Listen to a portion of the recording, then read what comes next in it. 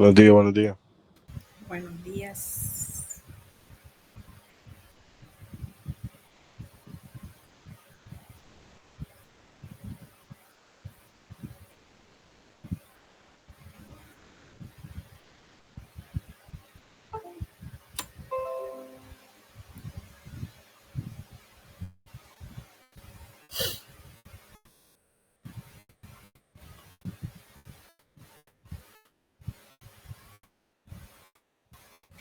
Buenos días, doctora. Buenos días. Buenos días, buenos días. Buenos días, buenos días.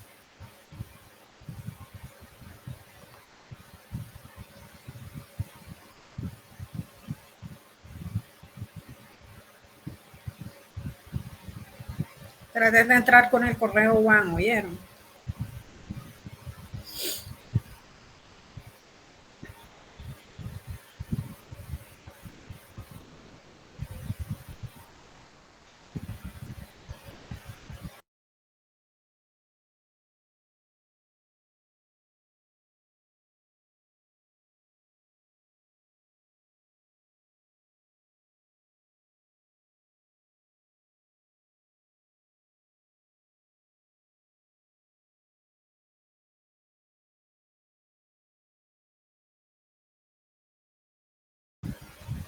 Bueno, ya está la mayoría. Voy a comenzar a pasar lista. Recuerden que cuando les presenté el contrato didáctico dijimos que las clases virtuales tenemos que estar en video. No me importa si están en pijama, con que estén decentitos y si están comiendo tampoco. Por favor, pónganse en video.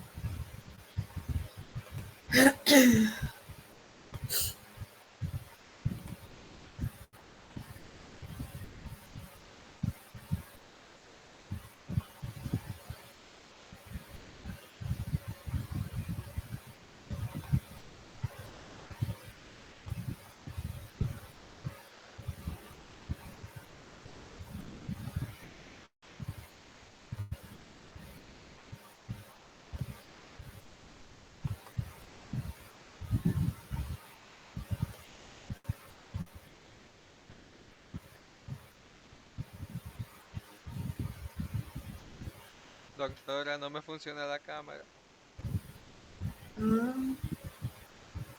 Te acabas de levantar, ¿verdad? No, no me funciona la cámara.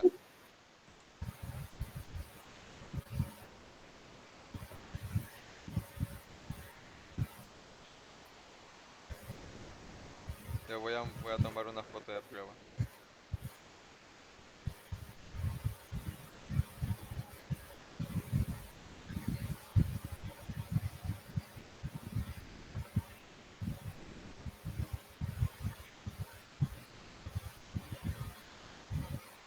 Ok, listo, vamos a comenzar. Buenos días a todos. Sabemos 25, que serían 24 de ustedes. Vamos a mencionar y a repasar algunas patologías para que podamos hacer también los ejercicios. Ok. Se ponen en video, por favor, que sea el acuerdo para saber que están ahí, que estamos interactuando y que no estoy sola dando la clase.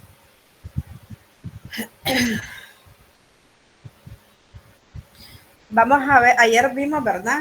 Algo de cardiovascular. Vamos a ver ahorita también algunas cardiopatías. Acordémonos que dentro de los síntomas comunes teníamos el dolor torácico. ¿Cómo era ese dolor característico del infarto? Opresivo. Es pulsátil, es ardoroso, opresivo, ¿verdad? Retroesternal, pero también puede ser epigástrico, ¿verdad? Como el caso que vimos ayer, que no se descartó, se vio de manera ligera, tiene náuseas y anda con vértigo. Esto es esta señora, quién sabe qué comió, yo la voy a mandar con su omeprazol, le puso su metoclopramida, regresa la señora, no resuelve, le vuelve a dar sintomático, otra vez regresa, le hace un paro cardiorrespiratorio, la saca, la señora se va. Imagínense, esa señora anduvo un calvario en en 4 establecimientos, hizo 4 visitas, 3 al mismo y en el último fallece, ¿verdad? Desgraciadamente. Entonces, todo lo que sea que se nos pueda confundir, si nosotros decimos que eso es gástrico, teníamos que haber descartado que sea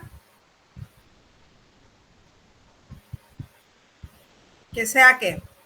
Un reflujo gastroesofágico, por ejemplo.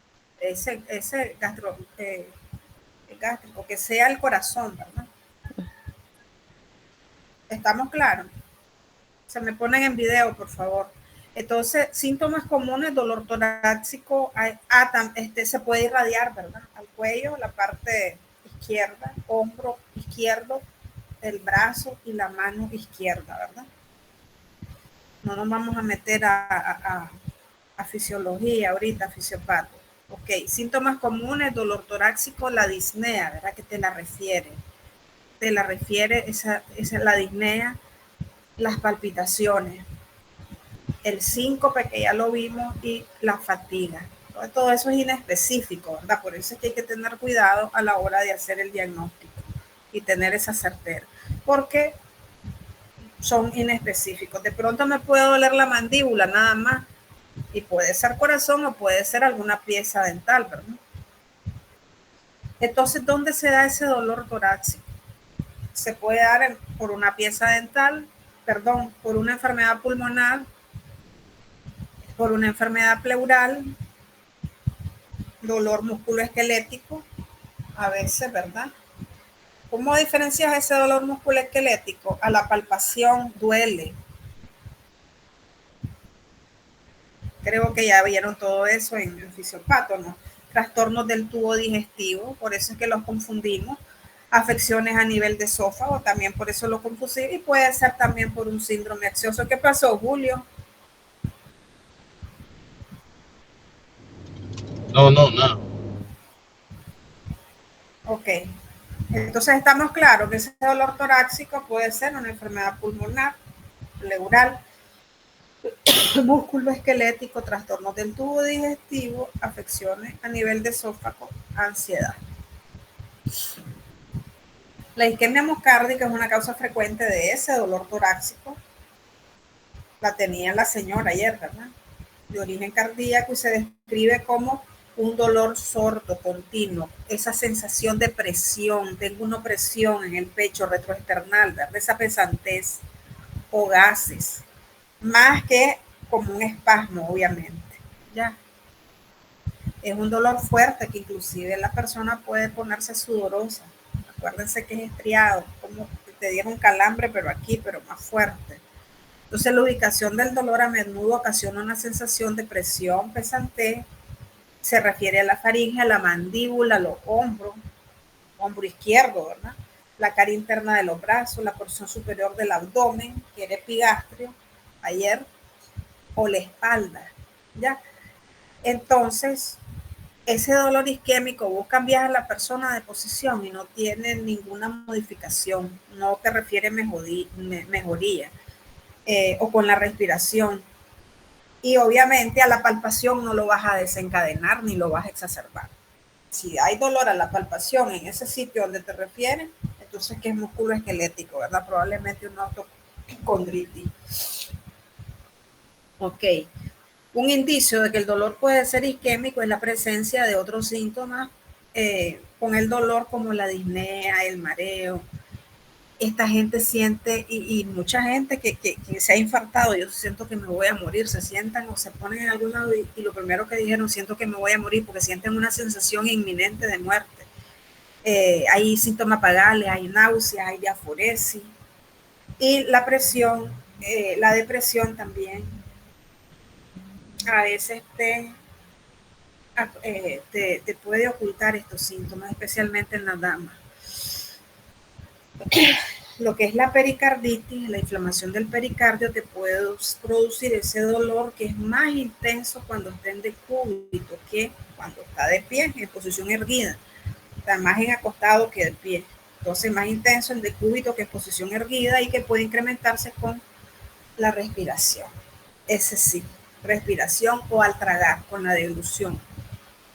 Entonces, es en la pericarditis, en lo que es el dolor torácico pleurítico, no tiene origen isquémico, itis, inflamación, ¿verdad? No tiene origen isquémico y se incrementa con la respiración. Estamos hablando de la pleura, entonces sí tiene una relación con la respiración, pero si el paciente se está infartando no hay ningún cambio. ¿Ya? Pero sí con la pericarditis y con el dolor torácico se incrementa. Entonces el dolor de la palpación se indica que es músculo esquelético cuando lo tocamos, ¿no? La disección aórtica suele producir también un dolor súbito con sensación de desgarro, un dolor desgarrante. Por favor, se ponen en el video de gran intensidad, a menudo se irradia a la espalda. Ahí tienen la referencia, se la voy poniendo, ¿verdad? Entonces, se dice que es una enfermedad del envejecimiento, ¿verdad? Y que más del 75% de los casos existentes y nuevos casos ocurren en personas mayores de 65 años.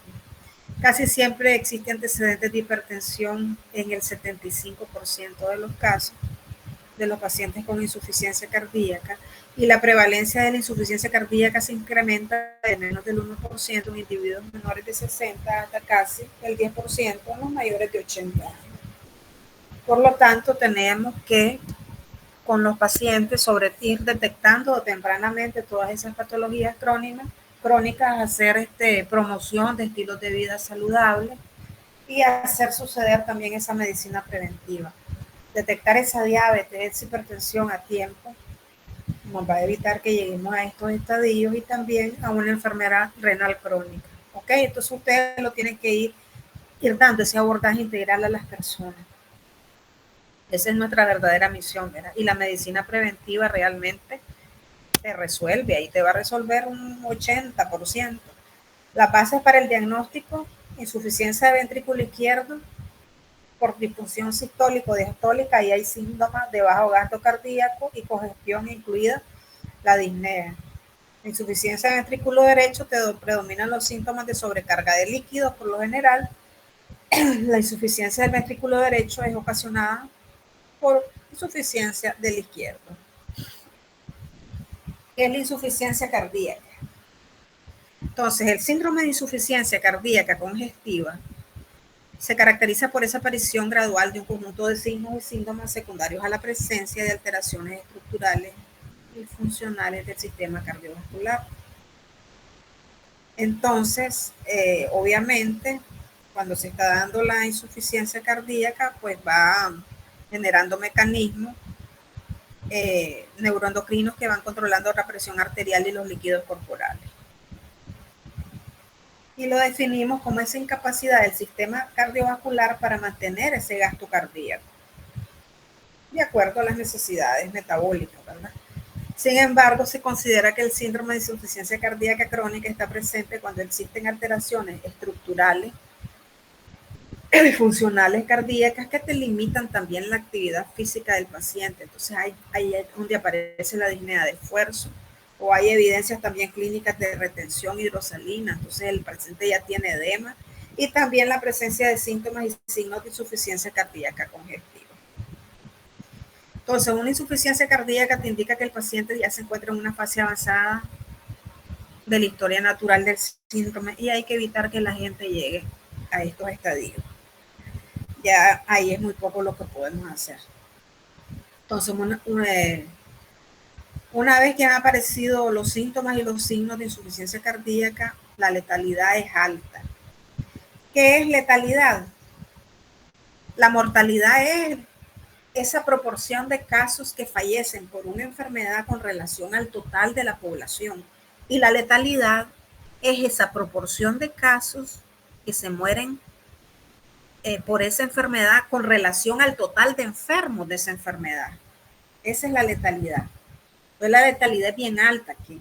Es tan alta que se ha estimado una sobrevida promedio de apenas menos de 2 años para hombres y aproximadamente 3 años para las mujeres. A los 5 años la mortalidad es del 75% y 62% para hombres y mujeres respectivamente. Se pueden hacer idea de la magnitud del problema, y ahí es detectar antes, ¿verdad? Porque la venimos construyendo años antes. Entonces no vamos a tener un paciente que cuando acordamos ya está a estos niveles y a lo mejor era nuestro paciente de años atrás. Entonces tenemos que hacer suceder promoción, medicina preventiva desde donde estemos. ¿Estamos claros? Sí, sí. Por favor, pongamos las cámaras. Permítanme.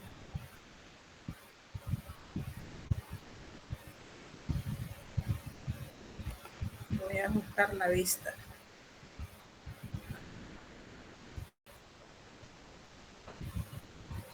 Ok. Pero no se modifican los cuadritos. Entonces, las causas pueden ser debido a enfermedades del pericardio, endocardio, miocardio, que son las más frecuentes.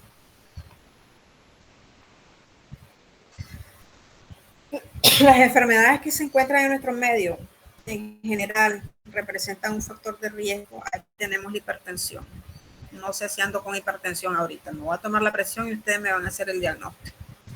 Aterosclerosis coronaria, enfermedad de Chagas. La enfermedad de Chagas es producida por un vector, por la chinche. ¿Conocen las chinches?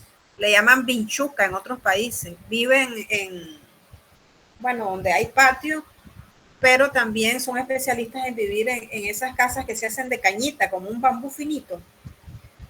Y aparece el problema aproximadamente años después. Uno de los signos patognomónicos que da es el chagoma, que se le inflama un ojo y desaparece espontáneamente el paciente.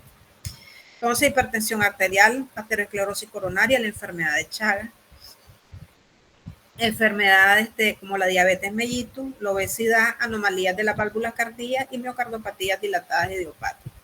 Aquí nosotros, si detectamos a tiempo esa hipertensión, manejamos al paciente adecuadamente con la diabetes, el tema de la obesidad, todo el tema del síndrome metabólico, pues nosotros vamos a tener obviamente la oportunidad de evitar de que este paciente probablemente llegue a estos estadios y a una insuficiencia cardíaca. ¿Estamos claros? La gran mayoría de estas enfermedades tienen a ver, ¿para qué sirve, por ejemplo, preguntarle, ¿hay antecedentes de diabetes en su familia, de hipertensión? Y comenzar precisamente para eso. Venís y preferentemente lo vas mandando sus controles. Entonces, la gran mayoría de estas enfermedades tienen un carácter progresivo. Y en ellas la afectación cardíaca obviamente es inicialmente localizada, segmentaria, y obviamente luego después se hace difusa. En particular, la evolución de las enfermedades cardíacas nos ha permitido proponer una serie de estadios que atraviesan las enfermedades hasta llegar al síndrome de insuficiencia cardíaca crónica. Tenemos los estadios, el A, pacientes con enfermedades que pueden afectar el músculo cardíaco son consideradas factores de riesgo para el síndrome de insuficiencia cardíaca. ¿Cuáles eran? A ver, Fernando, ¿cuáles eran?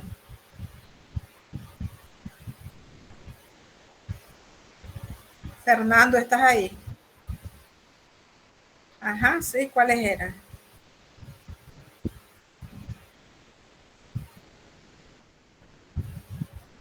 Horacio. Disculpe, doctora, ¿cuál es la pregunta? Por mi forma de programa. Por eso es que me gusta que estén pónganse por favor en video.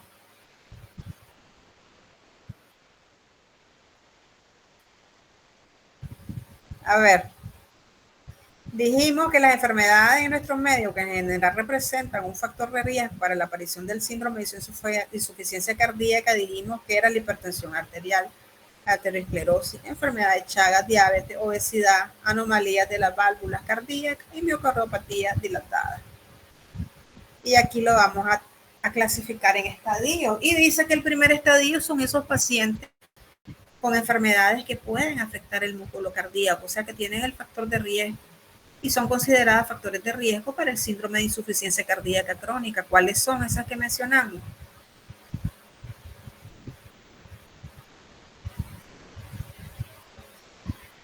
Diabetes, Puede ser fatiga, debilidad, síncope. Esos son signos, síntomas, ¿verdad? Sí, Son síntomas, la síntomas. hipertensión arterial, la diabetes, enfermedad de Chagas, las miocardiopatías, etcétera, ¿verdad? Entonces, cuando tienen los factores de riesgo, estamos en estadio 1. Quiere decir que yo estoy en estadio 1, a saber si estoy en 2, en B. Estadio B, pacientes con alteraciones estructurales y funcionales cardíacos, pero que aún no tienen síntomas de insuficiencia cardíaca. El estadio C son esos pacientes que tienen alteraciones estructurales y funcionales cardíacas, que ya tienen síntomas de insuficiencia cardíaca leve a moderada, ya tienen disnea para grandes y medianos esfuerzos, ¿ya? Y clases funcionales 1 y 2. Y estadio D, los pacientes que ya tienen alteraciones estructurales, funcionales y síntomas de insuficiencia cardíaca severa, disnea para pequeños esfuerzos, hay ortopnea. ¿Estamos claros? Ok. Entonces, las bases del diagnóstico para la insuficiencia cardíaca, las vamos a ver así porque necesitamos conocerlas por el tema del trabajo que vamos a hacer.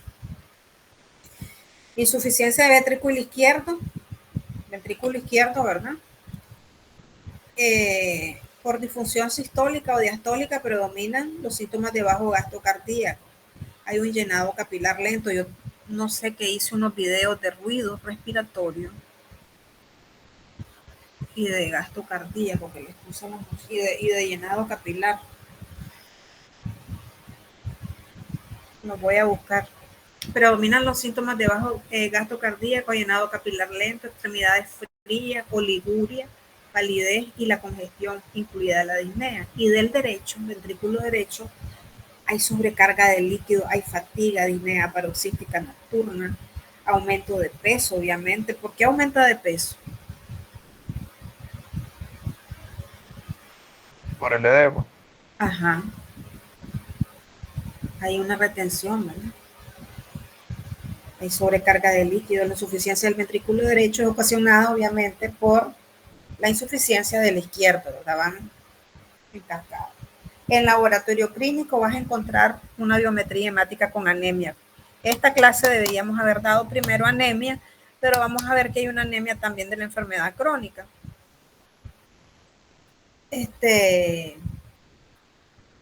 La creatinina, si hay IRC, pues ya es un mal pronóstico, obviamente.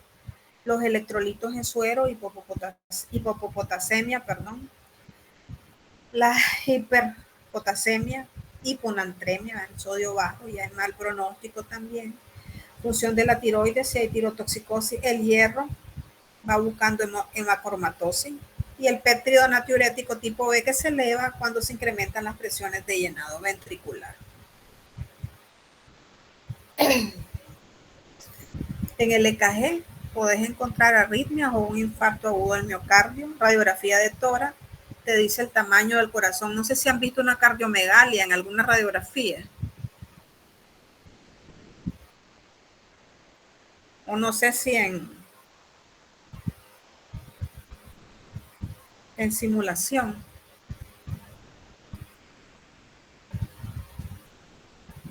No, ok. La prueba más útil es el ecocardiograma porque te puede diferenciar esa insuficiencia cardíaca con y sin conservación de la función sistólica del ventrículo izquierdo. Criterios diagnósticos, estos los vamos a ocupar para la insuficiencia cardíaca crónica. Tenemos criterios mayores y criterios menores. Los mayores, disnea paroxística nocturna, generalmente es este paciente que le tiene esa dificultad respiratoria y tiene que dormir con varias almohadas, ¿verdad?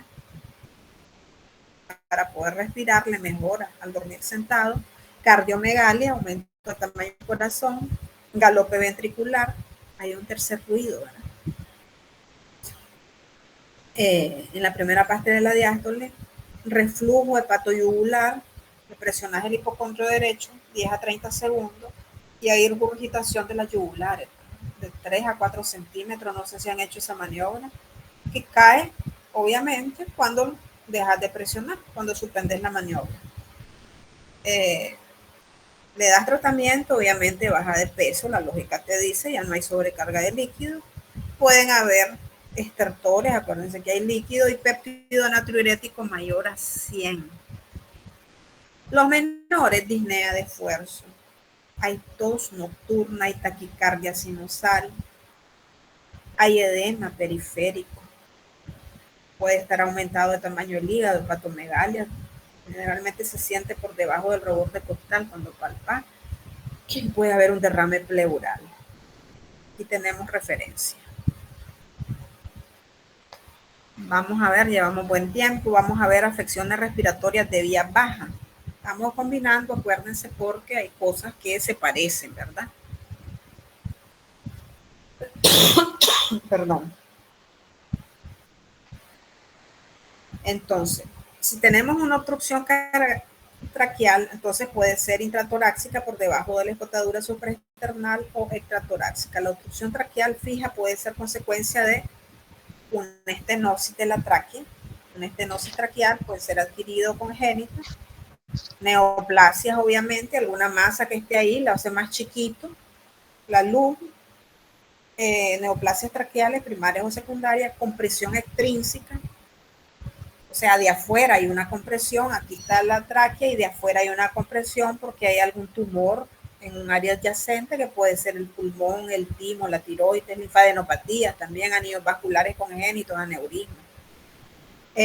A lo mejor hubo una aspiración de algún cuerpo extraño, granulomas y papilomas traqueales y traumatismos de la tráquea. Voy a hacer un paréntesis. Cuando vayan a los hospitales y si tienen la oportunidad de estar donde están cauterizando virus del papiloma humano, VPH, y miran que no hay por donde salgan, no hay ¿cómo se llama? No están aspirando bien y el humo está ahí, mejor sálganse. Tienen que protegerse, tienen que ponerse mascarilla y de preferencia ¿cómo se llama? Una pantalla. Porque en estudios los noruegos comenzaron a notar que los que estaban manejando esas patologías y hacían los procedimientos de cauterización aparecían con papilomas en la orofaringe. Ya, porque el humo es contaminante. ¿Estamos claros? Así que cuando anden en los hospitales hay que cuidarse.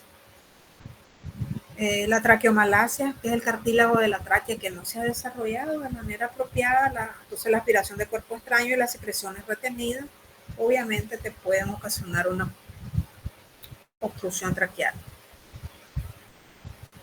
Entonces, cuando es adquirida la estenosis traqueal, es secundaria, una traqueostomía, alguna intubación que le hicieron al paciente, generalmente va a referir disnea, incapacidad para eliminar secreciones, semanas hasta meses después de retirar los tubos. Y es posible que no haya datos físicos hasta que el diámetro traqueal se reduzca a un 50% a más. En ese momento puede detectar sibilancia, un frémito traqueal palpable, la respiración difícil y casi siempre puede diagnosticarlo obviamente con una radiografía simple o con una tomografía. La estenosis traqueal, las complicaciones son obviamente al estar pequeña la luz, esa estenosis, te puede dar una infección pulmonar recurrente, insuficiencia respiratoria que te puede poner en peligro la vida. Por lo tanto, ahí el tratamiento va a primero asegurar esa ventilación mecánica adecuada, suministrar oxígeno, evitar manipular, procedimientos donde tienes que manipular que te pueden incrementar ese edema a la hora de manipular, edema en la mucosa traqueal, y en ocasiones se necesita hacer una reconstrucción ya quirúrgica y hasta prótesis endotraqueales o aplicar láser. ¿Alguien iba a hablar? La obstrucción bronquial.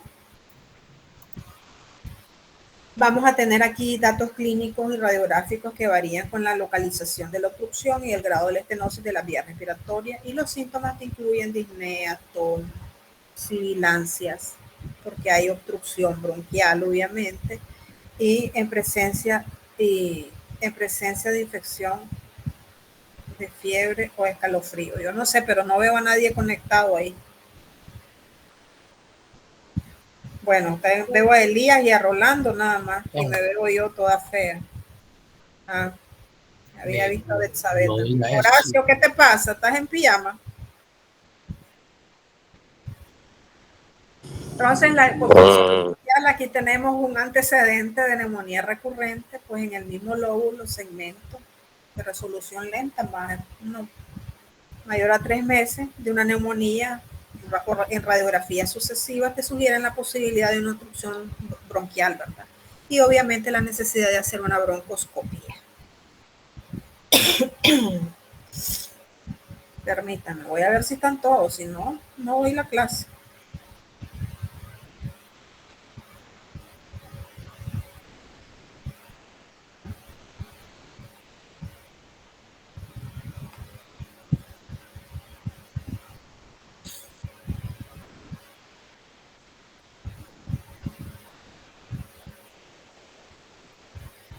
Melissa, ¿estás ahí? Sí, aquí estoy, doctora. Ah, sí. Ok. Fernando.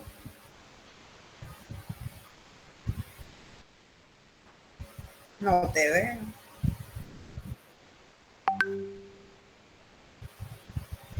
A nadie le funciona ver la cámara, solo a mí. Entonces los datos radiográficos incluyen atelectasia, que es el colapso de una parte, ¿verdad?, local del parénquima, infiltrados o obstructivos, atrapamiento de aire por obstrucción expiratoria en una sola vía. La tomografía demuestra la naturaleza y localización exacta de la obstrucción de los bronquios.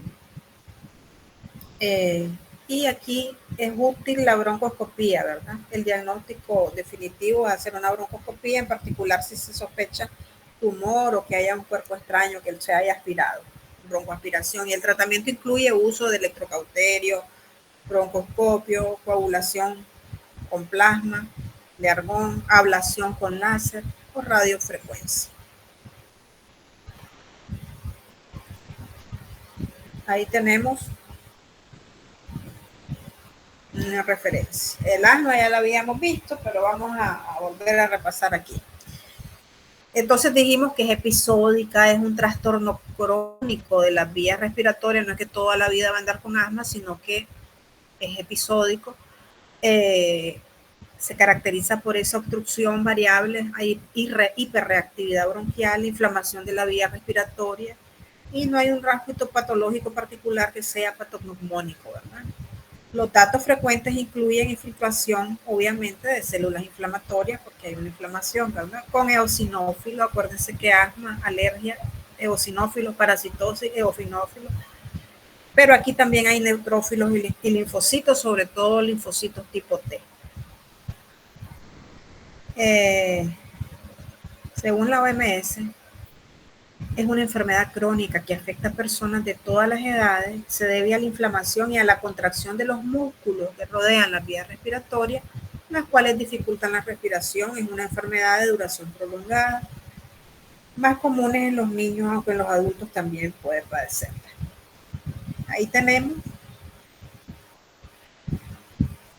bronquiolos normales, donde podemos ver la luz, el tamaño de la luz y la disminución aquí por la inflamación, por la contracción del músculo y todo el edema y la secreción. Las bases para el diagnóstico: síntomas episódicos crónicos de sibilancia, de disnea, de tos. Los síntomas con frecuencia empeoran por la noche o temprano por la mañana. La expiración es prolongada. El paciente siente que se asfixia, ¿verdad? Y la sibilancia es difusa a la exploración física. La limitación del flujo de aire en pruebas de función pulmonar o resultado positivo en la prueba de esfuerzo bronquial, y la obstrucción reversible de flujo de aire espontánea después del tratamiento broncodilatador, que se utiliza también como prueba. Inmediatamente le da un broncodilatador y él mejora.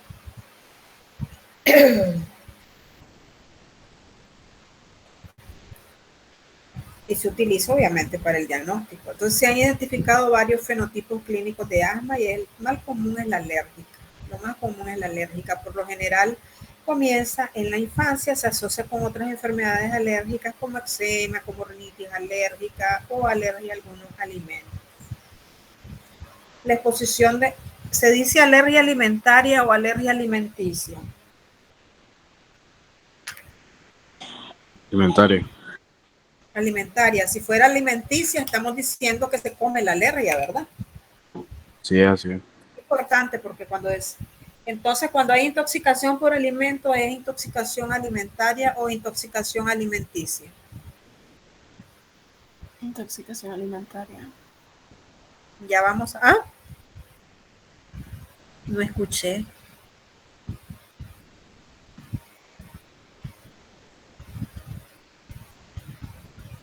¿Es la intoxicación alimentaria o alimenticia? Alimentaria también, ¿no?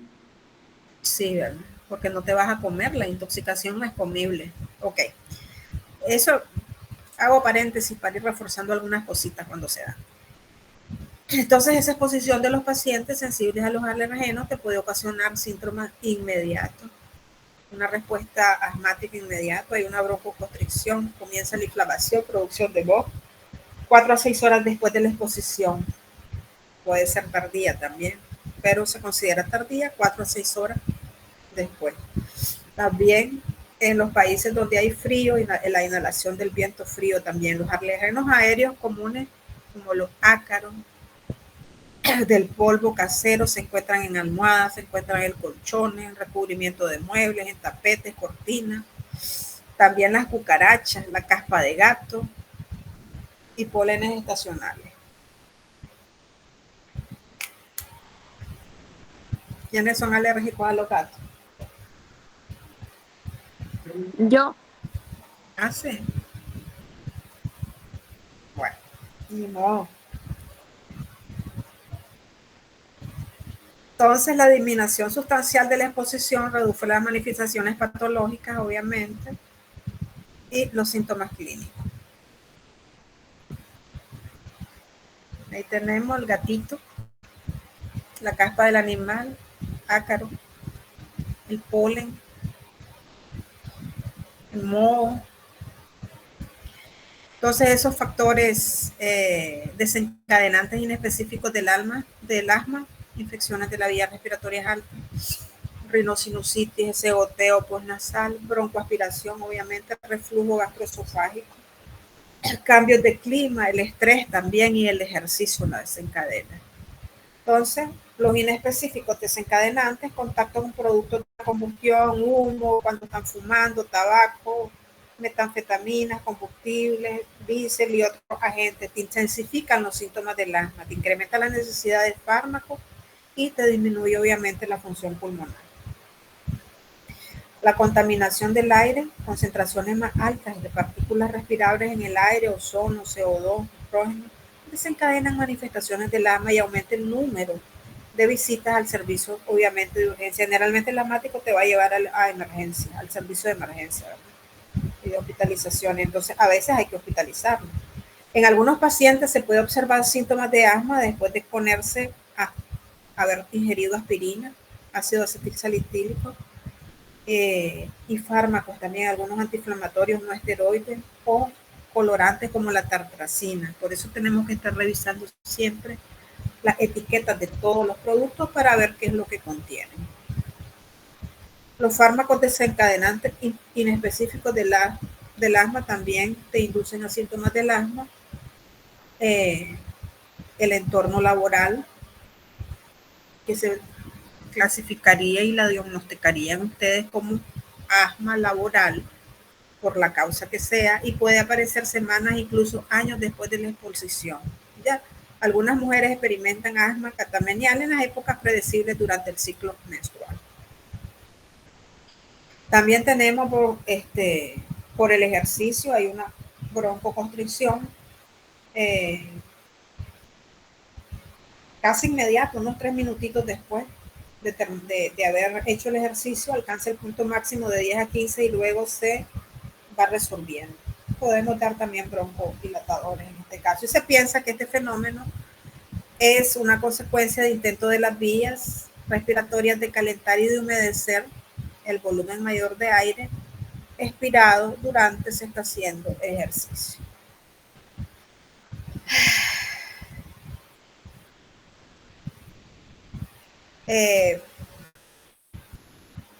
La tos se manifiesta con tos, a veces en lugar de sibilancia, como el síntoma predominante de hiperreactividad bronquial. Y si tiene antecedentes, proba a darle un broncodilatador y va a mejorar. Por eso es que se usa también como para hacer el diagnóstico. El broncodilatador mismo además está resolviendo. Otras enfermedades que pueden simular asma es el asma cardíaca, entre comillas, que consiste en sibilancias precipitadas por el edema pulmonar, en presencia de insuficiencia cardíaca congestiva también descompensada, mientras que la obstrucción de las vías respiratorias altas y el movimiento paradójico de las cuerdas vocales también puede presentar sibilancia y disnea. Entonces, dentro de las manifestaciones clínicas vamos a tener sibilancias episódicas, dificultad para respirar, sensación de constricción torácica, la tos. Y pueden aparecer los síntomas tanto espontáneamente o se precipitan o exacerban por algunos estímulos que ya los vimos arriba. Entonces, si se presenta esa tos aislada, sin otros síntomas, dolor torácico, esputo y disnea con parestesia, es menos probable que se trate de un asma. El paciente con asma alérgica se observa tumefacción de la mucosa nasal, aumento de las secreciones nasales, pólipos nasales, también puede presentarse eczema, dermatitis atópicas y otras manifestaciones de trastornos alérgicos de la piel. Entonces, las sibilancias, una fase expiratoria prolongada durante la respiración normal, guardan relación con la presencia de obstrucción del flujo de aire. Las sibilancias durante la expiración forzada no guardan relación con la presencia de obstrucción del flujo del aire.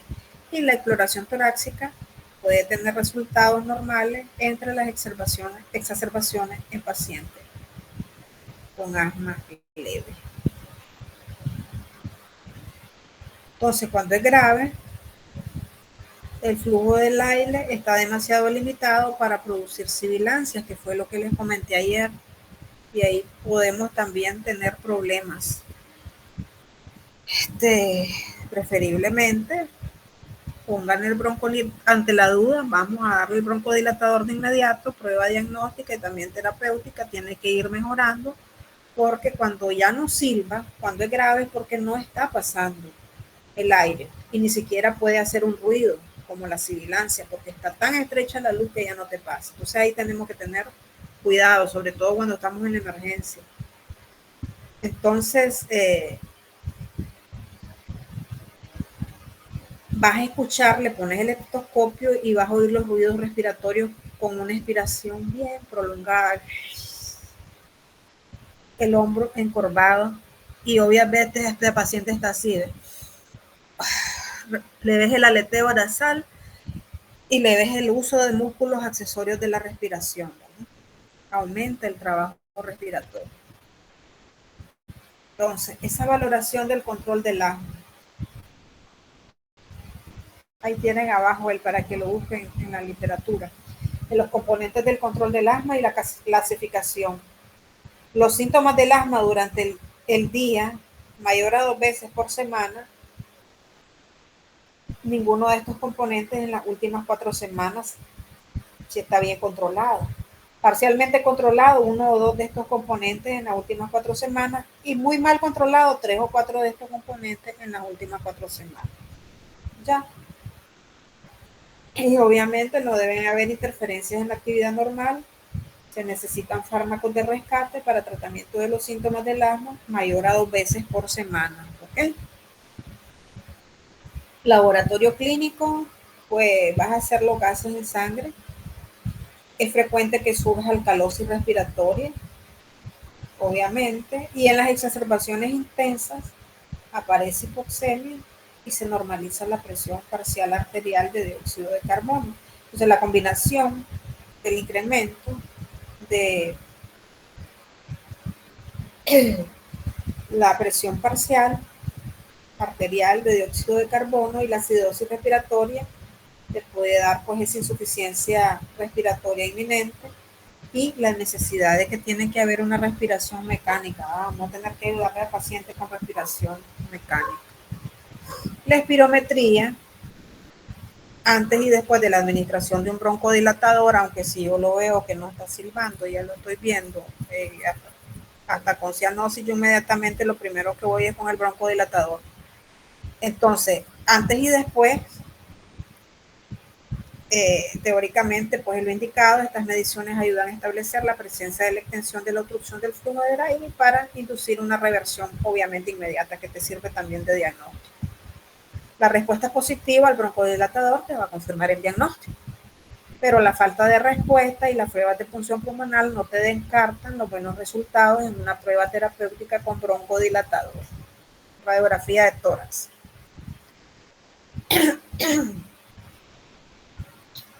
Aquí vamos a tener las radiografías de tórax sistemáticas. En los pacientes asmáticos casi siempre son normales y te muestran nada más la hiperinsuflación. ¿Cuáles eran las características de la hiperinsuflación que habíamos visto? Que lo tuvimos en un paciente que vimos nosotros. Horizontalización. Horizontalización de las costillas Ajá. y aplanamiento del diafragma. Ajá. Y se ve, ¿verdad? Todo negro ahí, y donde mete el montón de aire que está costando sacarlo, hacen unas esperaciones largas y entonces vas a tener datos nada más de hiperinsuflación. Y están indicados, obviamente, cuando se sospecha ya que hay una neumonía u otro trastorno que simule el asma o alguna complicación del asma, pues como un neumotórax. Y los datos posibles son el engrosamiento de la pared bronquial, disminución de las sombras vasculares pulmonares periféricas. Las pruebas cutáneas, pruebas in vitro, lo que incluye IgE, sérico total, IgE específico para alergenos. Son de utilidad para valorar esa sensibilidad que tiene ese paciente a los alergenos ambientales. Pueden identificar atopía en pacientes con asma persistente que podrían no beneficiarse de tratamientos dirigidos a las diátesis alérgicas. Trastorno, diagnóstico diferencial. Ya vamos a terminar. Trastorno de vías respiratorias altas que te simulan asma, aspiración de un cuerpo extraño, las tumoraciones, obviamente, algo que te esté estrechando la tráquea, traqueomalacia, edema de vías respiratorias, edema o lesiones por inhalación, EPOC, la enfermedad pulmonar obstructiva crónica, no asmática, bronquitis crónica, un enfisema, bronquiectasia, micosis pulmonares alérgicas, una fibrosis quística, neumonía eosinofílica, neumonitis por hipersensibilidad, sarcoidosis, bronquiolitis obliterante. Vasculitis sistémica, que ya te afectan a nivel pulmonar, pueden tener un componente asmático como granulomatosis eosinofilia con poliangina. Las enfermedades cardíacas incluyen insuficiencia cardíaca e hipertensión pulmonar. Las causas psiquiátricas de trastornos conversivos, asma funcional, hay sibilancias laríngeas, emocionales vocales, disinesia laringe episódica. De viajes van a ver un poco de teatro ustedes y van a ver que sale de aquí. ¿Ya? Van a ver la diferencia. Donde la vean no se les va a olvidar.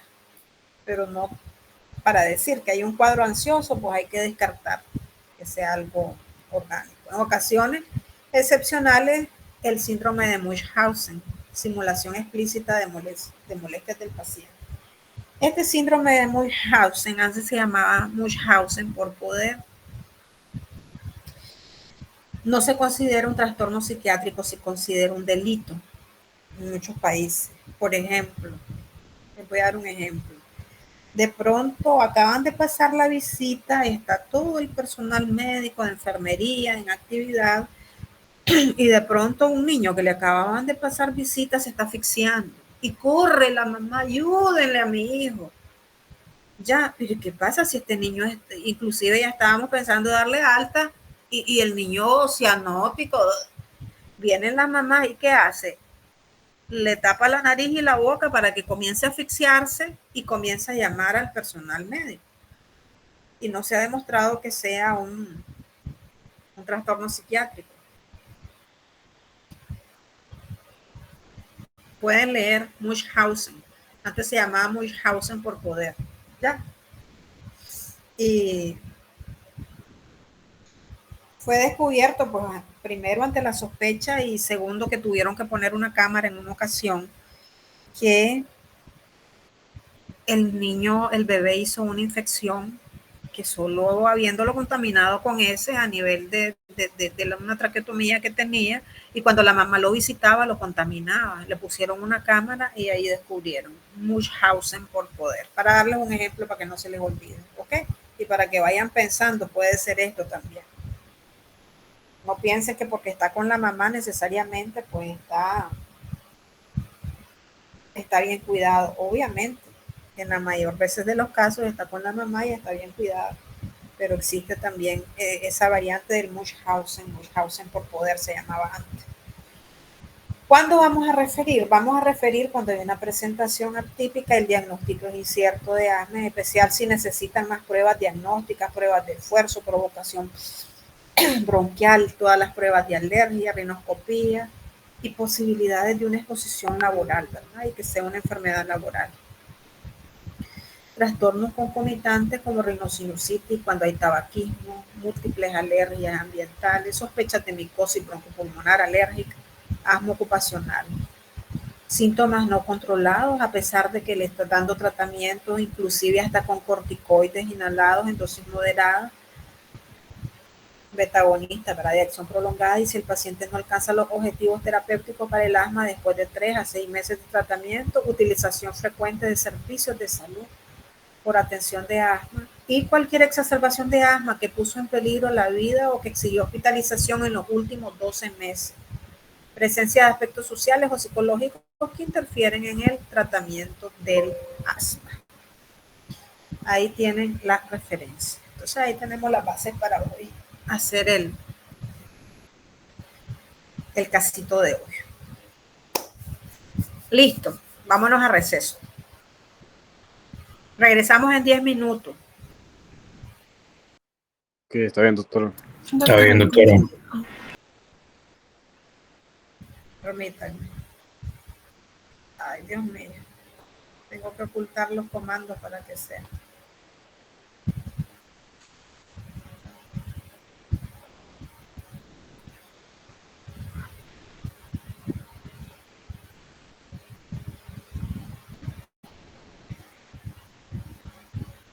El caso 2 se trata de un paciente de 82 años que en su juventud se fumaba 2 paquetes de cigarrillos al día. Es diabético desde hace 20 años. Presenta hipercolesterolemia desde hace 10 años. Tuvo un infarto del miocardio hace 5 años. Tiene enfermedad renal crónica. Está consciente, activo, refiere tomar digitálicos, llega y se presenta como queja principal cansancio que no le permite seguir caminando. Debe detenerse porque se cansa. De eso ya 5 días y dice que va empeorando. No refiere dolor torácico. No hay fiebre ni datos clínicos de enfermedad respiratoria. Presión arterial 95-55 milímetros de mercurio. Frecuencia cardíaca 85. Frecuencia respiratoria 26 respiraciones por minuto. Hay ingurgitación yugular. Hay soplo sistólico. Edema hasta las rodillas. A la ocultación torácica hay crepitantes diseminados en ambos campos pulmonares. Biometría hemática con hemoglobina de 11.2 gramos por decilitro, creatinina 2.3 y la glicemia de 120 miligramos por decilitro. Ok, aquí casi no me tienen que preguntar nada. Me interesa la estructuración y que lleguen al diagnóstico. Cualquier cosa por el WhatsApp, ¿oyeron? Aquí voy a estar y no me voy a ir. Pónganme por favor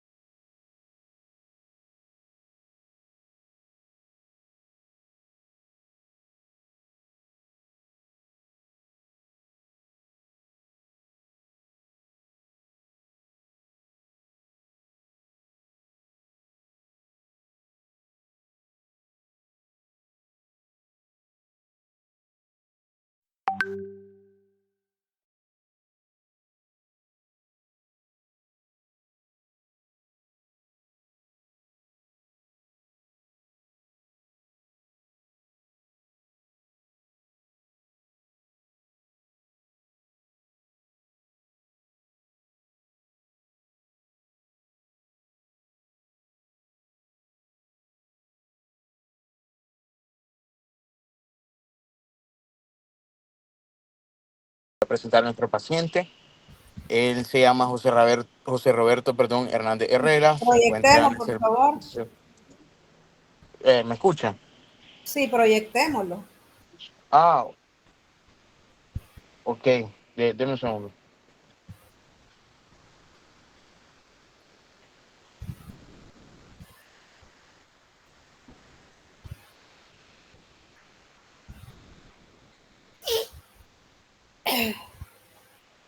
Ay, Dios mío. Perdón.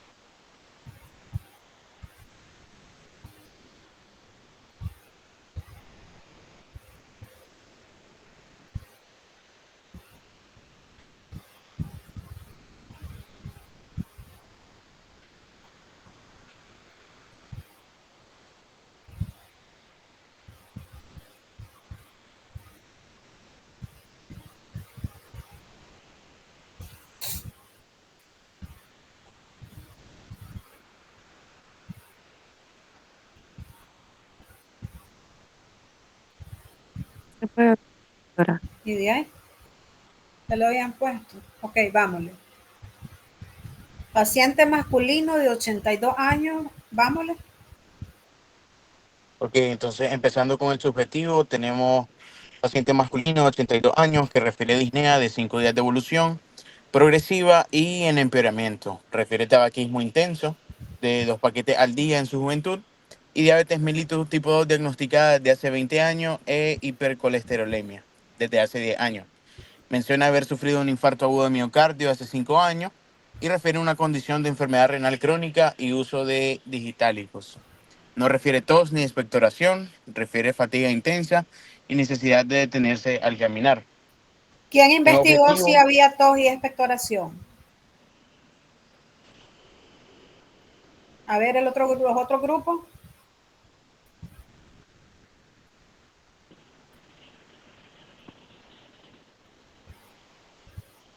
Sí No había, lo doctora. quiten, no quiten la proyección que nos atrasamos. Ajá.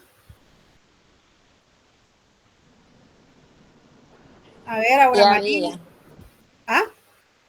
sí había tos. Había tos y qué más. Un esputo Y blanquecino, un ¿verdad? esputo blanquecino. Y había un esputo Sí. blanquecino. Entonces había que investigarlo, ¿verdad? Entonces ahí, ¿cómo les enseñaron a hacer el interrogatorio? Y vamos por parte, cuando se hace un interrogatorio, ¿cómo se hace?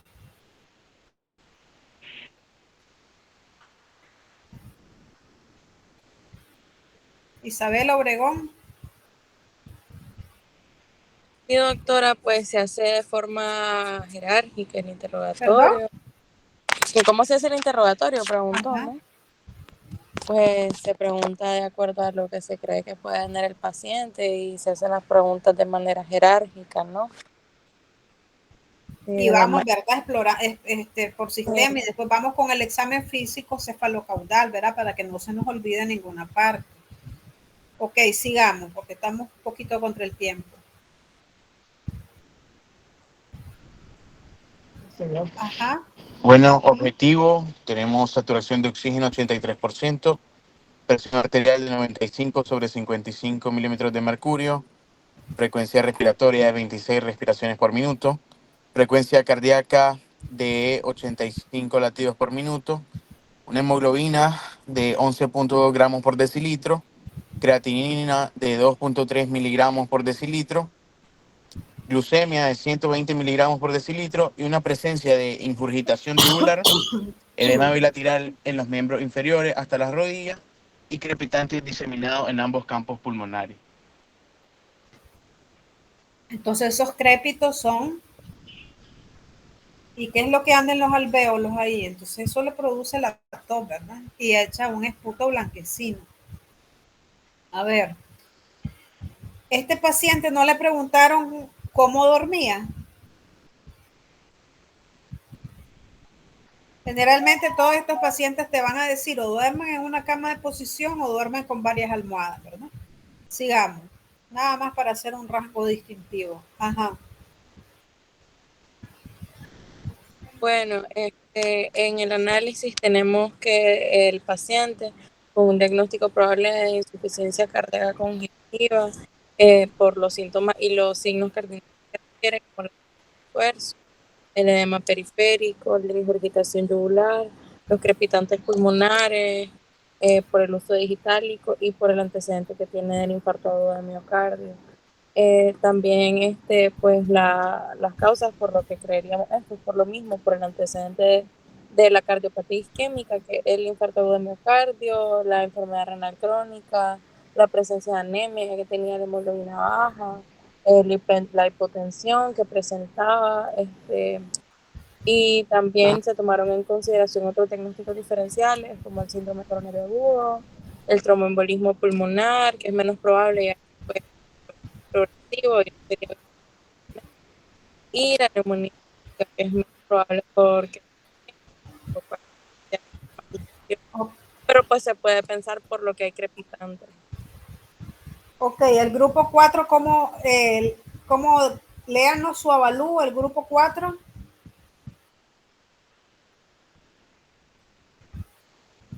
El grupo de Eliana no necesariamente lo van a presentar, porque le van a quitar la presentación a ellos. Léanlo. Eliana, Joshua, Isabela, Moreira, Mauricio, Enni Patricia.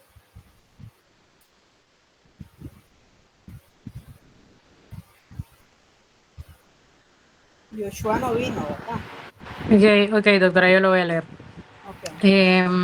Tomando en cuenta los resultados del EKG, en el cual se observa una insuficiencia aguda al un infarto agudo del miocardio anterior y arritmia ventricular. En la radiografía se observa lo que va a ser una cardiomegalia y en la gasometría una acidosis respiratoria con hipoxemia. Se presenta un cuadro clínico que combina un infarto agudo al miocardio anterior, arritmia ventricular e insuficiencia cardíaca congestiva descompensada, progresando a acidosis respiratoria con hipoxemia, hiponatremia e hipocalemia leve.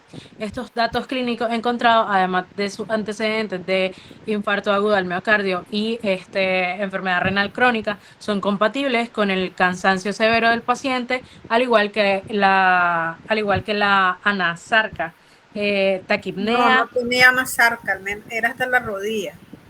Ajá. Ok. ¿La anasarca es en todo el cuerpo o me equivoco? Sí, doctora, sí. Ahí estamos mal entonces. Ok. Taquipnea, hipotensión, crepitantes en ambos campos pulmonares, palidez mucocutánea y cardiomegalia. Esto sugiere una insuficiencia cardíaca congestiva descompensada. Entonces, ¿cuántos diagnósticos tienen?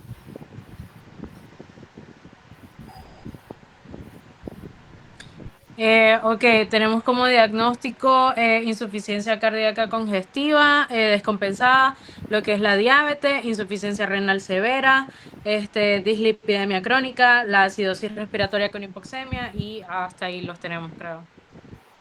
No sé si habían más. Sigamos con María Belén, que está presentando. Vamos al diagnóstico, que no he leído el diagnóstico después del avalúo, del análisis. Vamos al diagnóstico.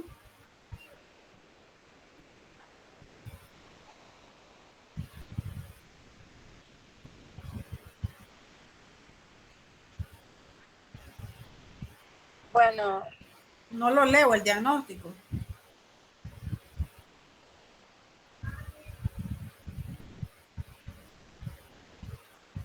No colocaron el diagnóstico o los diagnósticos. Acuérdense que se pone diagnóstico 1, diagnóstico 2, 3.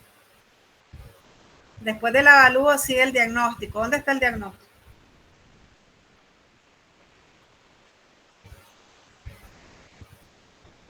Ahí lo tenemos, doctora. Paciente con diagnóstico probable de insuficiencia cardíaca Se pone congestiva. diagnóstico, ¿verdad? Diagnóstico 2.1, insuficiencia cardíaca congestiva.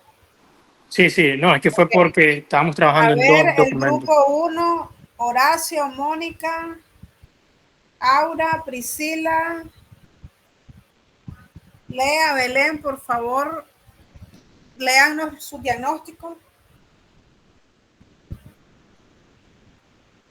En diagnóstico tenemos insuficiencia cardíaca congestiva descompensada, probablemente secundaria a la disfunción sistólica post-infarto en el paciente con cardiopatía isquémica, anemia y saturación baja. Ok, entonces, no, pongan, no lo quiten. Me tienen mareada, lo quitan, lo ponen, lo hacen chiquito, lo hacen grande. Entonces, el primer diagnóstico sería la insuficiencia cardíaca, ¿verdad? Sí. Ok, entonces vamos a poner 1, pongámoslo porque este es un ejercicio de 1, insuficiencia cardíaca. Con ellos vamos a hacer este ejercicio. A ver, 1, insuficiencia, bájalo si querés. Diagnóstico 2 puntos, no pongamos de X, ¿verdad? Cuando estamos copiando algo, sí. El otro que tenés es la enfermedad renal crónica. 2, enfermedad renal crónica. 3 sería anemia.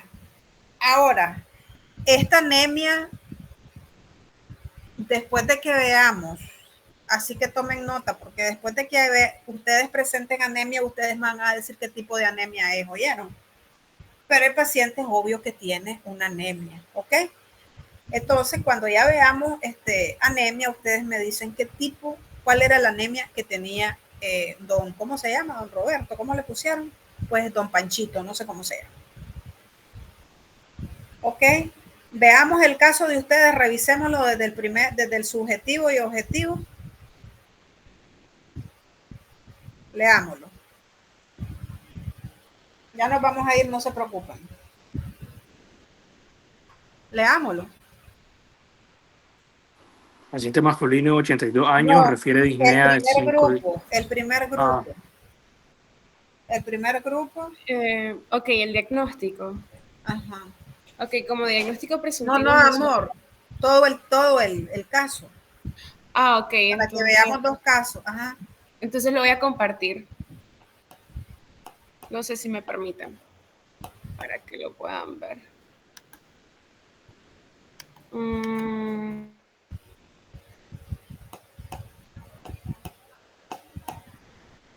Ok. ¿Pueden ver mi pantalla? Ok. Como problema de evolución, tenemos como subjetivo paciente masculino de 82 años, quinta década de la vida, quien refiere que desde hace aproximadamente 5 días ha notado aumento progresivo del cansancio al caminar, teniendo que detenerse constantemente por disnea y fatiga. Niega dolor torácico, fiebre o síntomas respiratorios agudos. Refiere que toma digitalíticos. El paciente menciona que esta situación está empeorando cada día, ya hace 5 días.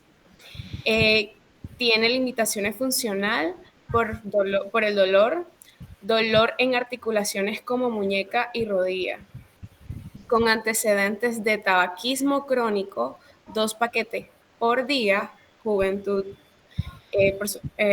Diabetes, sí, desde su juventud. Diabetes mellitus tipo 2, 20 años de evolución, tiene también hipercolesterolemia durante 10 años, infarto agudo de miocardio hace 5 años, enfermedad renal crónica, uso de digitalíticos, toma diuréticos, uso de medicamentos para hipercolesterolemia, como rosuvastatina. En objetivo tenemos ausencia de fiebre, saturación de oxígeno en 83%, presión arterial de 95 sobre 55 milímetros de mercurio, frecuencia cardíaca de 85 latidos por minuto, una frecuencia respiratoria 26 respiraciones por minuto. Al examen físico presenta paciente consciente y activo, presencia de ingurgitación yugular, soplos sistólicos, sonidos crepitantes diseminados en ambos campos pulmonares, abdomen suave y depresible, edemas hasta las rodillas, dolor en articulación, muñeca y rodillas, hipoestesia en miembros inferiores, pies, limitación funcional en articulaciones. En laboratorios tenemos biometría hemática, hemoglobina 11.2 gramos por decilitro, anemia leve. Creatinina 2.3 miligramos por decilitro, compatible con ERS. Glucemia 120 miligramos por decilitro dentro del rango aceptable. En análisis tenemos evidencia, disnea de esfuerzos progresiva. Subámoslo un poquito, quiero ver un detalle ahí. Usted me avisa dónde. Ajá, sigamos. Ok. Glucemia 120 miligramos por decilitro dentro del rango aceptable.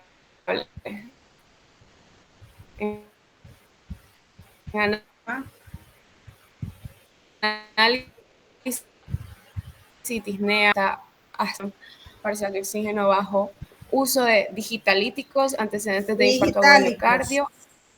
Digitálicos, ya vieron fármaco. Ajá. Ok, sí, fármaco.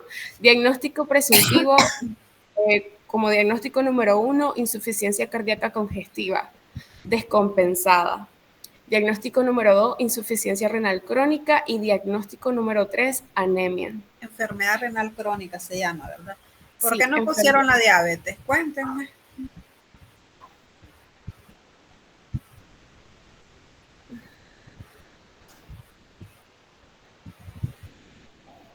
No tenía datos, ¿verdad? Y lo otro es, les voy a explicar, él era un paciente diabético. La diabetes descontrolada te lleva hasta una enfermedad renal crónica. ¿Se acuerdan que les vengo repitiendo que hay que detectarlas oportunamente, que ustedes hagan ese ejercicio dentro de su práctica? Entonces la diabetes probablemente le contribuyó a llevarlos a esos estadios, ¿verdad? Pero ¿qué pasa?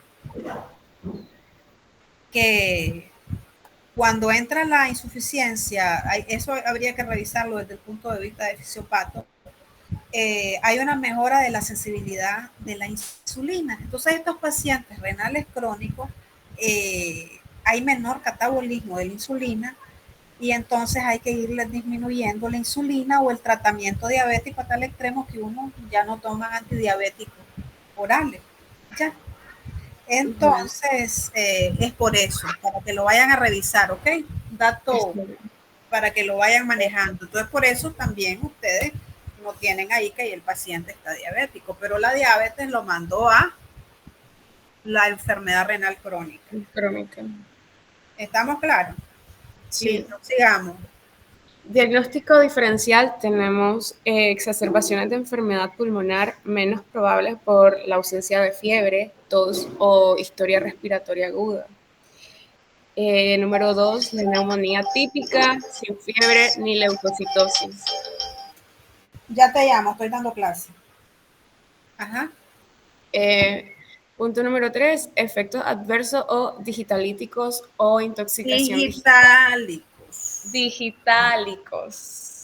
digitálicos o intoxicación digital. Consideraciones ESG a niveles séricos sí disponibles. Ya en los factores de riesgos tenemos ya la diabetes, el tabaquismo en su juventud, ya en los planes. Los planes se ponen a la derecha, en la columna de la derecha, en la tercera columna. Ahí los vamos a colocar, ¿oyeron? Y los planes vamos con el AMEM. Ok. Vamos. Sí, en el AMEI está. Yo que necesito que ya con lo tercero vamos bien, Entonces porque ya. el cuarto va a ser evaluado. Necesito que vayamos afinando todo esto. A ver, ajá. Okay. Bueno, ya en los... ¿Ya está el almuerzo? Sí, amor, ya nos vamos a ir. A ver, rapidito, porque Ok, ya vamos. Diana tiene hambre. Ok, en los planes Ok, lo vamos tenemos... a llevar así. Ya, ya sabemos que diatiposó, que la A es la alimentación, la M, pasemos, tenemos medicamentos, ¿verdad? En la M. Medicamentos, sí. Ajá. Tenemos a la furosemida. Digamos en la E, ahí tienen los exámenes. El examen como un electrocardiograma para evaluar funciones cardíacas, exámenes de laboratorio. Ok. En la nota de evaluación cardiológica y respiratoria a corto plazo para ajustar su manejo según sea necesario para el paciente. Listo, aplaudámonos todos, ¿verdad? Porque aunque no hayamos acertado en algunas cosas, nos dimos cuenta de que no acertamos y vamos a mejorar. ¿Ok? Damos por finalizada la clase, dado que todo el mundo está con hambre. Tengan excelente fin de semana. Acuérdense que anemia va para el lunes. Ok, muchas gracias, doctora. Buen día. Bye, buen día.